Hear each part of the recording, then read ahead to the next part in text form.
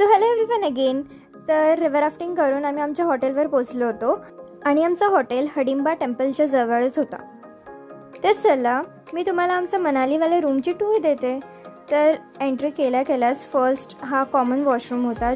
त्यानंतर हा हॉल होता जिथे एक सोफा कम बेड होता ज्याच्यावर मी आणि माझा भाऊ झोपलो होतो रात्री. त्यानंतर आतमध्ये एक मास्टर बेडरूम होती आणि त्याच्याच आतमध्ये एक मोठा वॉशरूम होता ज्याच्यामध्ये शॉवर एरिया आणि द बेस्ट पार्ट म्हणजे जकूझी होता त्याच्यामध्ये. आणि मनालीमध्ये खूप थंडी पडते त्यामुळे त्यांनी हीटरसुद्धा दिला होता. आणि या रूमचा बेस्ट पार्ट म्हणजे हा बाल्कनीमधला व्ह्यू होता. आमचा इथे 3 नाईट स्टे असल्यामुळे 3-4 डेज रोज हा वेव एन्जॉय करायला खूप जास्त मजा यायची. मे मंथमध्ये पण इथला टेम्परेचर 4-5 डिग्रीपर्यंत जायचा आणि मस्त थंडी असायची. ही बाल्कनी रूम आणि हॉलची कॉमन बाल्कनी असल्यामुळे थोडी मोठी होती. मी रोज रात्री जकूझीवर असं रिलॅक्स करायचो. तर नेक्स्ट व्लॉगसाठी स्टे ट्यून. बाय.